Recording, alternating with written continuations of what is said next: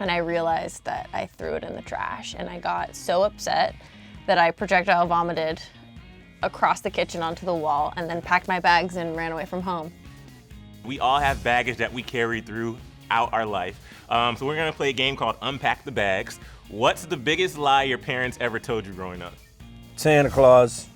That is so true. That is a big That's a big lie. And with that, and everybody's gotta find out. feeding the reindeer. Oh. They would actually give me feed the food and go reindeer. feed the reindeer. What? My parents Go didn't take it throw that reindeer. Yeah, that's what I'm talking about. That's why I'm really mad. That's taking it I'm really far. mad.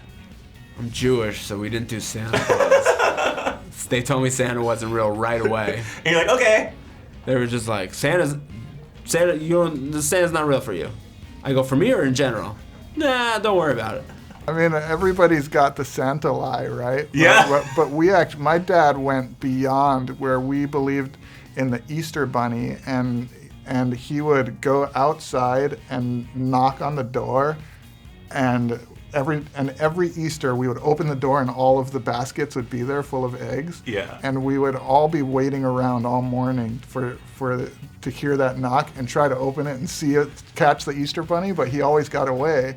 And I realized later that he wasn't outside knocking on the door, he was just knocking on the floor. And they'd have it all set up and he'd just knock on the floor, and that's one lie. If there was, because for me, when I was younger, I always wanted one thing. It was a Jeep Power Wheel. And I never got it. So is there one thing from your childhood that you always wanted that your parents never got, and now it's too late, you can't? Yeah, man, I grew up in New York, and there was a pair of pants that I really wanted.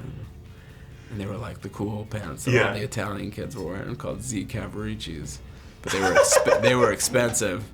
And my dad was like, no way, dude. Yeah. I go, I know you can afford them. And he's like, I don't really care. You're not wearing $100 pants. And, those Z Cavaricis came and went. I mean, my mom, I could definitely relate to Rosemary because of this. She's definitely has dreams and fantasies all the time about things that she wanted to do and buy and achieve and things like that. So I know what it is to live with a dreamer. You know, we grew up very simply. There's 6 of us in one little house, and so we didn't have like huge desires for material things because we just didn't really get it. Yeah. Everything was divided. Like when my dad would come home with ice cream, everyone had like a portion. Or Oreos, it's like everyone gets one Oreo. Yeah. And so we were kind of trained to not desire huge things. But I do remember when they got me that Nintendo, and that was like a game changer. What's something embarrassing from your childhood that still haunts you today? Okay, I hate talking about this, when I was in 4th grade, my family, we were barely scraping by. We did not have a lot of money.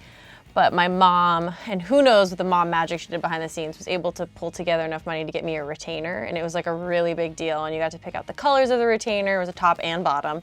The top was sparkly with the unicorn, the bottom was watermelon. And it was talked about as if it was like I got a Mercedes in the 4th grade, it was a big deal. And like 2 days into owning it, I came home and my mom was like, "Where's your retainer?" And I realized that I threw it in the trash, and I got so upset that I projectile vomited across the kitchen onto the wall and then packed my bags and ran away from home.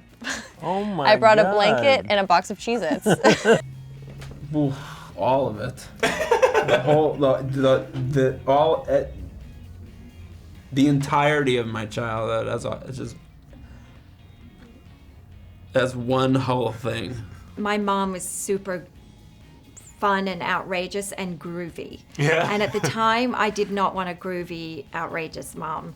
I wanted, someone who was just like all the other moms who were dressed a certain way, and behaved a certain way.